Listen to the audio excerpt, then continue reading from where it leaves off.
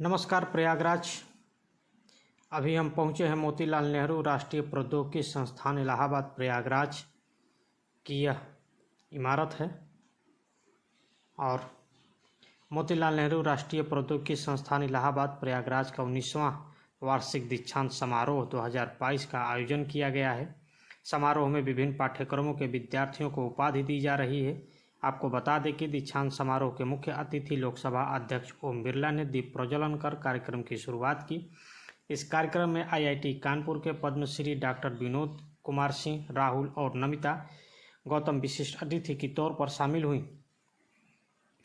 MNIT के 19वें दीक्षांत समारोह में कुल 1603 डिग्रियां प्रदान की जा रही हैं, जिसमें 999 बीटेक, 436 एमटेक के साथ ही 99 एमसीए, 45 एमबीए, 22 एमएससी और 82 पीएचडी विद्वानों को डिग्रियां दी जा रही हैं। खास बात यह है कि दीक्षांत समारोह के दौरान डासा के माध्यम से भर्ती हुए 59 विदेशी छात्रों और भारतीय संस्कृति संबंध परिषद के माध्यम से प्रवेश पाने वाले 6 विदेशी छात्रों को भी डिग्री दी जा रही है। एमएनआईटी अपने मेधावी छात्रों को 16 स्वर्ण पदक से सम्मानित कर रही है। स्नातकोत्तर छात्रों को 33 स्वर्ण पदक और स्नातक छात्रों को 16 स्वर्ण पदक दिए जा रहे हैं।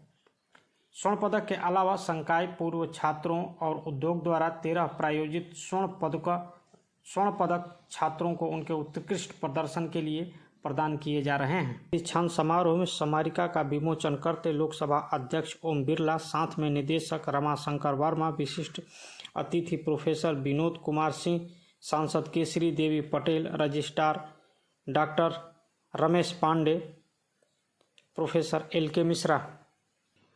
मोतीलाल नेहरू राष्ट्रीय प्रौद्योगिकी संस्थान के दीक्षांत समारोह में विशिष्ट अतिथि के तौर पर आईआईटी के chairman professor Padmashri doctor B K. Singh ने भ्रष्टाचार को देश के विकास में सबसे बड़ी बाधा बताया।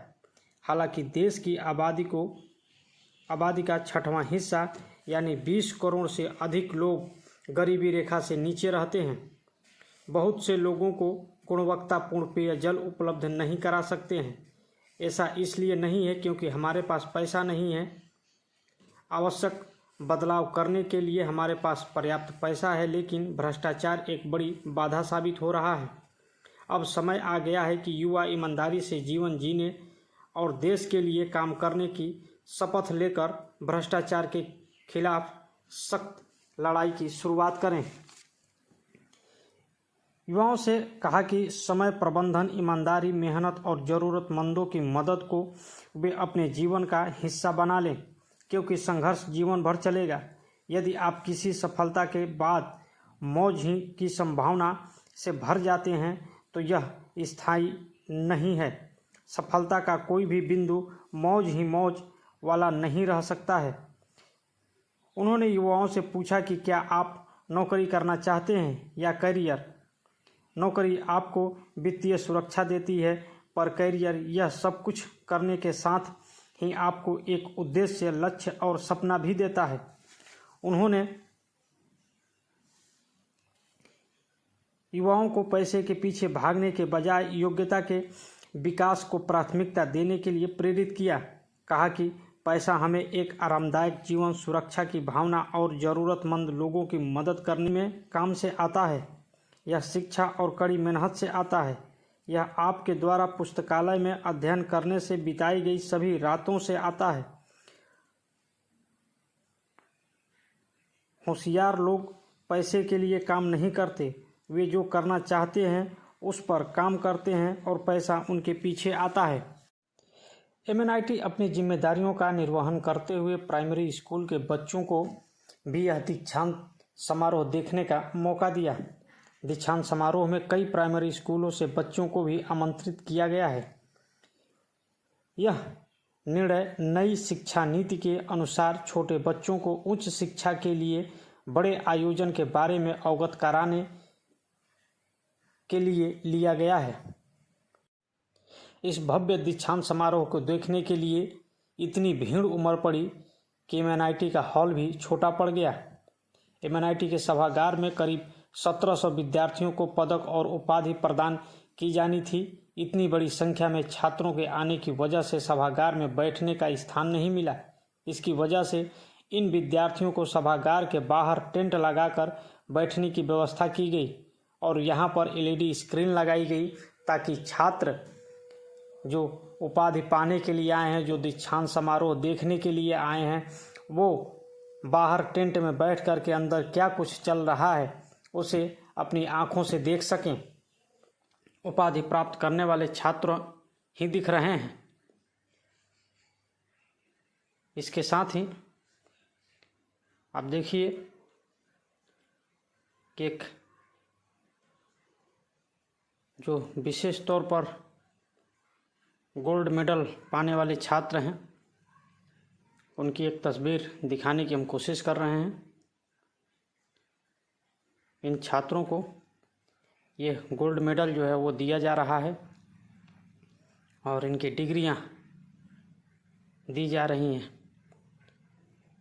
ये एक बड़ा दिन होता है, छात्र इस दिन का इंतज़ार करते हैं, छात्राएं इस दिन का इंतज़ार करती हैं और ये खुशी का जो पल होता है ये आपके नाम के साथ जुड़ जाता है। आप जहाँ भी अपना नाम लिखते हैं उसके बाद गोल्ड मेडलिस्ट नीचे ज़रूर लिखते हैं, क्योंकि एक ऐसी उपाधि है जिसे पाकर हर कोई गदगद हो जाता है।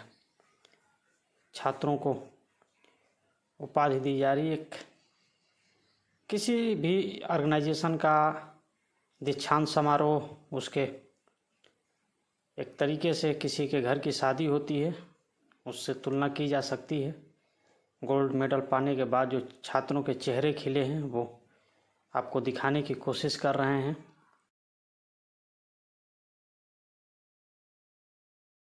प्रौद्योगिकी के क्षेत्र के अंदर, विज्ञान के अंदर, टेक्नोलॉजी के अंदर नए इनोवेशन, नए रिसर्च के माध्यम से देश और दुनिया के चुनौतियों का समाधान दे रहा है। मोतीलाल नेहरू इंस्टीट्यूट भी जो वर्षों पुराना है, यहाँ के पढ़ने वाले विद्यार्थी जब यहाँ से उपाधि प्राप्त करके निकलेंगे तो उनकी शिक्षा, उनका सामर्थ्य, यहाँ के दिए गए प्रोफेसर को उनका ज्ञान, अनुभव का लाभ उनको मिलेगा। ये धरती क्योंकि ऋषियों की धरती है, ये धरती आध्यात्मिक और संस्कारों की धरती है, ये धरती लेखक और राजनीतिज्ञों की धरती है, इसलिए धरती का भी विशेष प्रभाव रहता है। मुझे लगता है कि आने वाले समय जब यहाँ से निकल कर जाएंगे तो उनका देश में बहुत बड़ा योगदान होगा और सामर्थ्य भारत बनाने में, आत्मनिर्भर भारत बनाने में और नई टेक्नोलॉजी के अंदर होने वाले परिवर्तन में उनका योगदान निश्चित इस समाज में योगदान देगा। इसलिए मैं उनको धन्यवाद देता हूँ कि आने वाले समय में उनके ऊपर बहुत बड़ी जिम्मेदारी है कि 21वीं सदी का भारत हमारा भारत होगा, उसमें नौजवानों की बहुत बड़ी ताकत है। टोटल 4 गोल्ड मेडल मुझे मिले हैं। मैं BTech electronics and communication engineering की छात्रा हूँ और मुझे एक इंस्टीट्यूट गोल्ड मेडल मिला है जो कि सारे ब्रांचेस में टॉप करने के लिए, एक अपनी ब्रांच टॉप करने के लिए गोल्ड मेडल मिला है और 2 दानदाता गोल्ड मेडल मिले हैं, जिनमें से एक अपनी ब्रांच इलेक्ट्रिकल, इलेक्ट्रॉनिक्स और सीएसई में फ़र्स्ट आने के लिए है और दूसरा सारे ब्रांचेस मिला के फ़र्स्ट आने के लिए है। और मैं इलाहाबाद के ही निवासी हूँ और मेरे पिताजी प्राइमरी स्कूल में मास्टर हैं और मेरी माता गृहिणी है। मेरा एक भाई भी है छोटा जो इसी कॉलेज में पढ़ता है, सेकेंड ईयर में बीटेक। और क्या बनना है आगे, पढ़ने क्या लक्ष्य रखा है? मैं आगे IAS बनना चाहती हूँ।